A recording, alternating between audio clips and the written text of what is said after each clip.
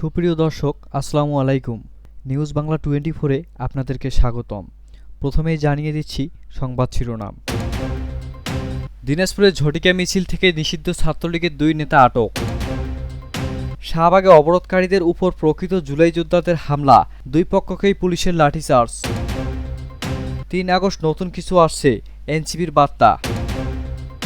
চাটমোহরে কৃষি ব্যাংকে হামলার ঘটনায় যুবদল নেতা বহিষ্কার। আওয়ামী লীগ অপকর্ম করতে চাইলে ছাড় পাবে না, যা বললেন স্বরাষ্ট্র উপদেষ্টা। এতক্ষণ শুনছিলেন সংবাদ শিরোনাম। পুরো খবর পেতে ভিডিওটি শেষ পর্যন্ত দেখুন। সর্বশেষ খবর পেতে চ্যানেলটি সাবস্ক্রাইব করুন। এবার বিস্তারিত। দিনাজপুরের কাহারোলে ঝটিকা মিছিল করার সময় 2 ছাত্রলীগ নেতাকে আটক করেছে পুলিশ। শুক্রবার 1 আগস্ট ছাত্রলীগ জেলা শাখার উদ্যোগে কাহারোল উপজেলায় 1 নং ডাবর ইউনিয়নের মাল্টার মোড় এলাকা থেকে ঝটিকা মিছিল বের করলে পুলিশ তাদের আটক করে। আটক ছাত্রলীগ নেতারা হলেন দিনাজপুর শহরের ঘাসিপাড়া মহল্লার খুরশিদ আলমের ছেলে মোহাম্মদ আরিফ আলম ও সুইয়ারি এলাকার জব্বারের ছেলে মোহাম্মদ আসাদ। পুলিশ জানায়, শুক্রবার বিকেল 5:30 থেকে 6:10 সময় কাহারোল উপজেলায় 1 নং ডাবর ইউনিয়নের মাল্টার মোড় নামক এলাকায় ছাত্রলীগ দিনাজপুর জেলা শাখার উদ্যোগে গণতন্ত্রের পথ ধর, ফ্যাসিস্ট ইউনিসকে বিদায় কর স্লোগানে সংবলিত ব্যানার নিয়ে 10-15 জন ঝটিকা মিছিল বের করে। এ সময় কাহারোল এলাকাবাসীর তথ্যটি কাহারোল থানায় অবগত করেন। খবর পেয়ে কাহারোল থানা হতে পুলিশ সদস্যরা ঘটনাস্থলে গিয়ে তাদের ধাওয়া করে। এক পর্যায়ে পুলিশ একটি মোটরসাইকেল সহ 2 জনকে আটক করে। পুলিশ জানায়, তারা ছাত্রলীগের নেতা। জিজ্ঞাসাবাদ চলছে, বিস্তারিত পরে জানানো হবে। তাদের বিরুদ্ধে আইনি কার্যক্রম প্রক্রিয়াধীন। কাহারোল থানার ভারপ্রাপ্ত কর্মকর্তা ওসি রুহুল আমিন 2 ছাত্রলীগ নেতাকে আটকের বিষয়টি নিশ্চিত করে জানান, মামলার বিষয়টি প্রক্রিয়াধীন। নিজেদের জুলাই যোদ্ধা দাবি করে গতকাল সকাল থেকে রাজধানীর শাহবাগ মোড় অবরোধ করে রেখেছিলেন একদল ব্যক্তি। টানা 32 ঘণ্টা অবরোধের পর আজ শুক্রবার সন্ধ্যা 6:30টার দিকে আরেক দল ব্যক্তি নিজেদের প্রকৃত জুলাই যোদ্ধা দাবি করে ওই অবরোধকারীদের উপর হামলা করেন। তারা শাহবাগ মোড়ের চারপাশে রাখা ব্যারিকেড প্রতিবন্ধকতা সরিয়ে দেন। এর এক পর্যায়ে 2 পক্ষের মধ্যে সংঘর্ষ শুরু হয়। তখন পুলিশ এসে 2 পক্ষকে লাঠিচার্জ করে সড়ক থেকে সরিয়ে দেয়। এরপর শাহবাগ মোড় দিয়ে পুরোদমে যান চলাচল শুরু হয়েছে। পুলিশের রমনা বিভাগের উপকমিশনার মাসুদ আলম প্রথম আলোকে বলেন, জুলাই যোদ্ধা দাবি করে একদল লোক গতকাল সকাল থেকে শাহবাগ মোড় অবরোধ করে রেখেছিলেন। তাদের দফায় দফায় বুঝিয়ে সড়ক থেকে সরানো যায়নি। আজ সন্ধ্যায় জুলাই যোদ্ধা দাবি করে অন্য একটি দল শাহবাগে আসে। 2 পক্ষের মধ্যেও মারামারি ও বিশৃঙ্খলা হয়।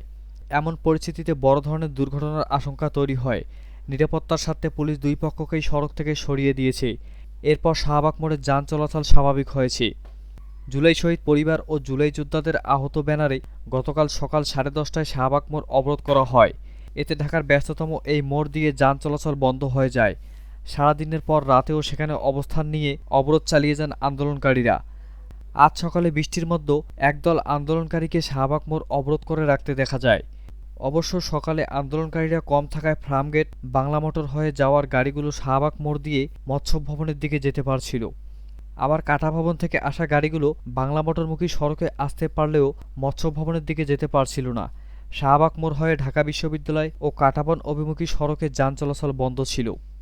শাহবাগে এই অবরোধ কর্মসূচির আয়োজন করেছিল জুলাই যোদ্ধা সংসদ নামের একটি সংগঠন। এই সংগঠনের আহ্বায়ক আরমান শাফিন রাত 9টার দিকে প্রথম আলোর কাছে দাবি করেন, তাদের শান্তিপূর্ণ কর্মসূচিতে বহিরাগতরা অতর্কিত হামলা করেছে। হামলাকারীদের সঙ্গে পুলিশও ছিল। পুলিশ তাদের লাঠিচার্জ করেছে।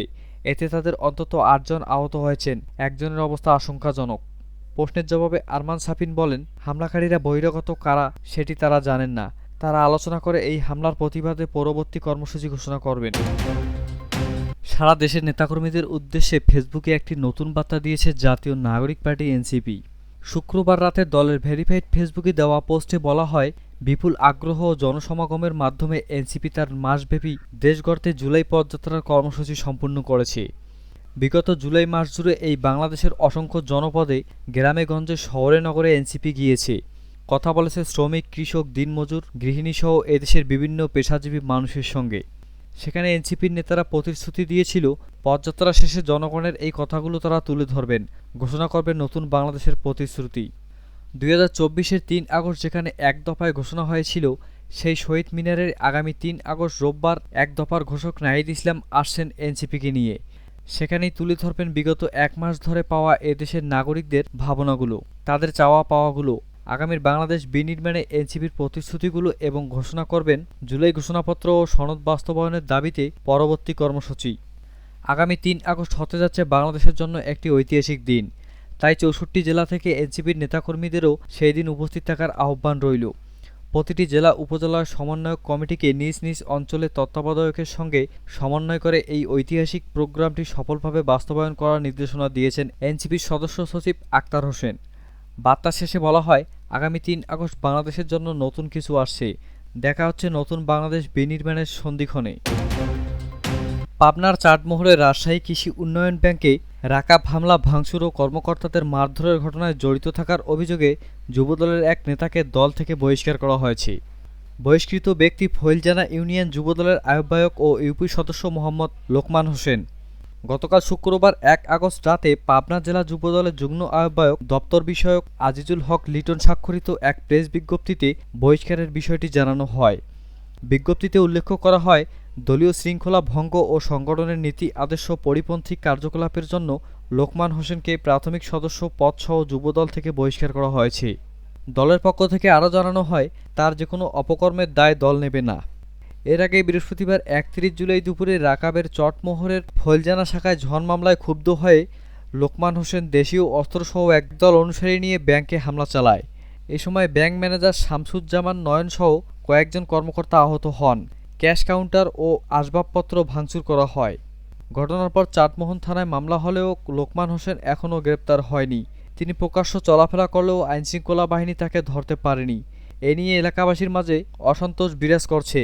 স্থানীয়রা এই ঘটনার সঙ্গে জড়িতদের দ্রুত গ্রেপ্তার করে আইনের আওতায় আনার দাবি জানিয়েছেন।